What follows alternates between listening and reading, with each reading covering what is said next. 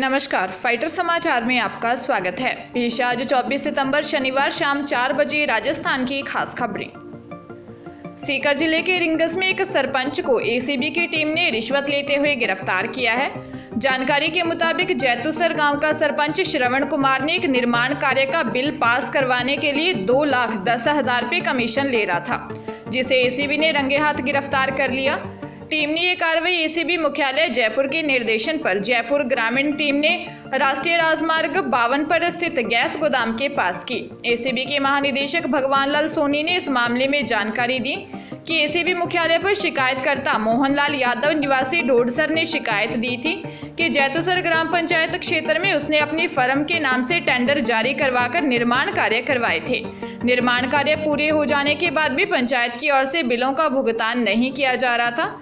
Sarpanch Shravan Kumar 20% commission के हिसाब से 2,10,000 रुपये रिश्वत मांग रहा है। शिकायत के सत्यापन के बाद एसीबी ने जाल बिछाकर सरपंच श्रवण कुमार को गिरफ्तार कर लिया।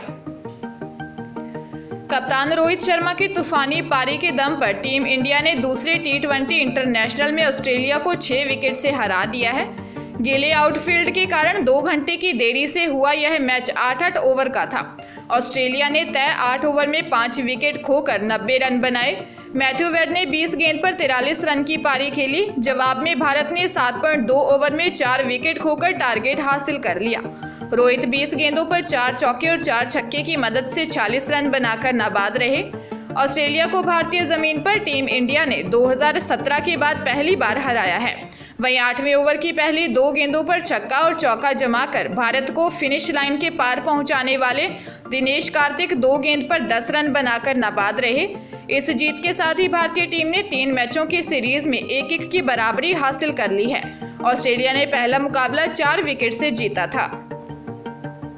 भीलवाड़ा में हुए भीषण सड़क हादसे में 3 लोगों की मौत हो गई, जबकि 5 लोग गंभीर घायल हो गए। एक्सीडेंट इतना भीषण था कि बोलेरो की छत टूट गई और गाड़ी में सवार लोग बाहर उछलकर जा गिरे। स्टेट हाईवे पर हुए हादसे के बाद लंबा जाम लग गया। घटना भीलवाड़ा के जहाजपुर थाना क्षेत्र की है। पुलिस ने बताया कि बोलेरो में 8 लोग सवार थे और सवाई माधोपुर से लौट रहे थे। रास्ते में धंधोला चौराहे पर सामने से आ रहे ट्रेलर से आमने सामने की टक्कर हो गई। बताया जा रहा है कि हाईवे पर बीच में डिवाइडर नहीं होने और ट्रेलर की ओवर स्पीड के कारण हादसा हुआ। हादसे के बाद ट्रेलर ड्राइवर मौके से फरार हो गया। थाना प्रभारी दुलीचंद गुज्जर ने बताया कि हादसे में बोलेरो ड्राइवर 53 वर्षीय लादूलाल निवासी कादू कोटा भीलवाड़ा, 35 वर्षीय मनीष खटीक और 70 वर्षीय हीरालाल की मौके पर ही मौत हो गई। भीलवाड़ा में एसीबी टीम की कार्रवाई से पहले ही एएसआई फरार हो गया।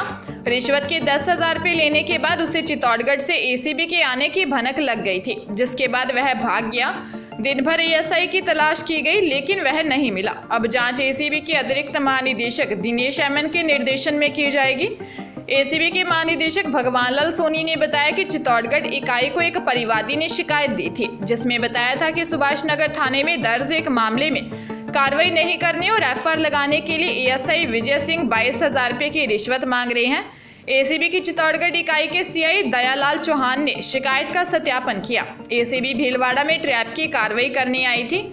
टीम ने 10,000 रुपये के साथ परिवादी को भेजा। एएसआई विजय सिंह ने रुपए ले लिए, लेकिन एसीबी की भनक लगते ही एएसआई भाग गया।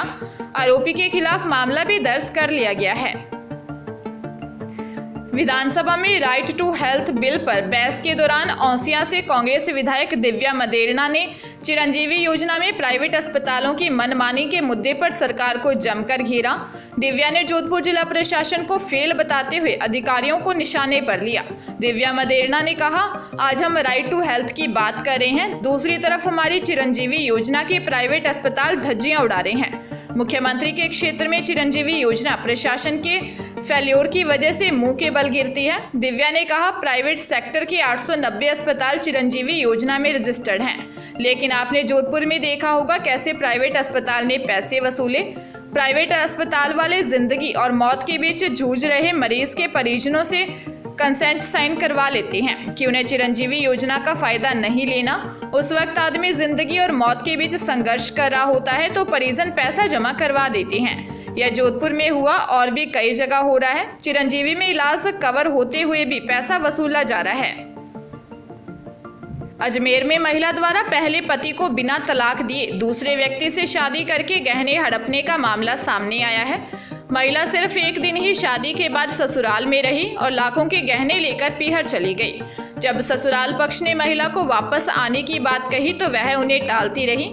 बाद में उन्हें पता चला कि उसने दूसरी शादी कर ली और उनके गहनों को हड़प लिया। पीड़ित पति दीपक प्रजापत निवासी माखोपुरा तेजाजी चौक ने आदर्श नगर थाने में बताया कि 18 मई 2019 को मसूदा निवासी पूजा से उसकी शादी हुई थी।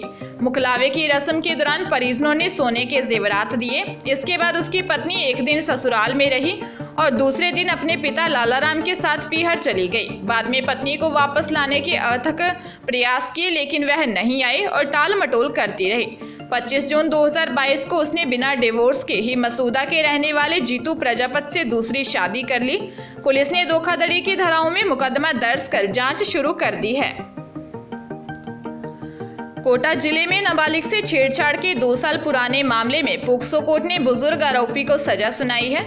न्यायाधीश दीपक दुबे ने आरोपी 62 वर्षीय शब्बीर मोहम्मद अंसारी को 5 साल कठोर कारावास की सजा व 1 लाख के अर्थदंड से दंडित किया है। कोर्ट ने टिप्पणी में लिखा कि आरोपी के इस कृत्य से पीड़िता संभवतः जीवन पर्यंत बड़े बुजुर्गों के प्रति संदेह की दृष्टि से ही देखेगी। पीड़िता के मन में बुजुर्गों के प्रति बना हुआ यह अविश्वास का भाव शायद कभी नहीं मिट सकेगा। इसके साथ ही कोर्ट ने टिप्पणी में लिखा था कि हर घर में बेटी का मर्तबा बड़ा बुलंद रखा है। कहीं बेटी को लक्ष्मी तो कहीं खुदा की रहमत के नाम से जाना जाता है। अदालत केवल सजा ही नहीं दे रही है बल्कि उसे अपने गुनाह से तौबा करने का मौका दे रही है कि वह खुदा की बारगाह से माफी मांगकर अपनी आखिरत सुधार ले। आरोपी ने 14 साल की नाबालिग जो कि 7वीं में पढ़ती थी उसे चॉकलेट का लालच देकर छेड़छाड़ की थी। भरतपुर जिले में हथियारबंद बदमाशों ने पेट्रोल पंप पर लूट की वारदात को अंजाम दिया है। बाइक से आए लुटेरों ने पहले 1000 रुपए का पेट्रोल भरवाया, फिर सेल्समैन की कनपट्टी पर कट्टा लगा दिया। पूरी वारदात सीसीटीवी में कैद हो गई। 13 दिन में पेट्रोल पंप पर लूट की यह तीसरी वारदात है। 2 हथियारबंद बदमाशों ने नगर डीग रोड पर एसआर पेट्रोल पंप से 1 लाख रुपए लूट लिए। सेल्समैन सतीश को बदमाश ने कहा कि शोर मत मचाना वरना गोली मार दूंगा। इसके बाद उसने कहा कि उसका नाम जीतू गुज्जर है और हर पेट्रोल पंप से उगाही करूंगा। उसके बाद बदमाश सेल्समैन को धकेलते हुए मैनेजर रूम की तरफ ले गया। वहां काउंटर पर बैठे मैनेजर कृष्णा की कनपट्टी पर उसने कट्टा रख दिया और पैसे मांगे। बदमाश ने गल्ला चेक किया और नोटों की गड्डी जेब में रखकर धमकी देते हुए बाहर चला गया। सूचना पर नगर पुलिस मौके पर पहुंची और सीसीटीवी फुटेज खंगाले। जयपुर में पुलिस वाले बनकर डकैती डालने फाइनेंसर के घर में घुसे 6 बदमाशों को पुलिस ने गिरफ्तार किया है। इनमें से 3 बदमाश यूपी और 3 जयपुर के हैं। मास्टरमाइंड 2 बदमाश अब भी फरार हैं। पुलिस ने गैंग के कब्जे से वारदात में यूज बाइक और कार को जब्त किया है। पूछताछ में सामने आया है कि जेल में बैठकर प्रॉपर्टी कारोबारी के घर डकैती डालने की प्लानिंग हुई। फाइनेंसर की पत्नी ने हिम्मत दिखाते हुए बदमाशों से मोर्चा ले लिया। वारदात को अंजाम देने में बाधा बन रही महिला को बदमाश गोली मारने वाले थे। इतने में फैमिली डॉग ने बदमाशों पर हमला बोल दिया और वो फरार हो गए। डकैती की प्लानिंग करने वाले मास्टरमाइंड महेंद्रगढ़ हरियाणा निवासी विकास रोहिला और गोपाल उर्फ बंटू की तलाश की जा रही है। पुलिस ने गैंग से जुड़े 23 वर्षीय संजीव मीणा निवासी शाहपुरा अमृतसर जयपुर, 32 वर्षीय सरताज, 26 वर्षीय उसका भाई शाहरुख, 31 वर्षीय प्रमोद जाटव निवासी गढ़ मुक्तेश्वर हापुड़ यूपी, 20 वर्षीय विकास रैगर निवासी रैनवाल जयपुर, 20 वर्षीय पवन मीना निवासी रैनवाल को फुलेरा से गिरफ्तार किया है।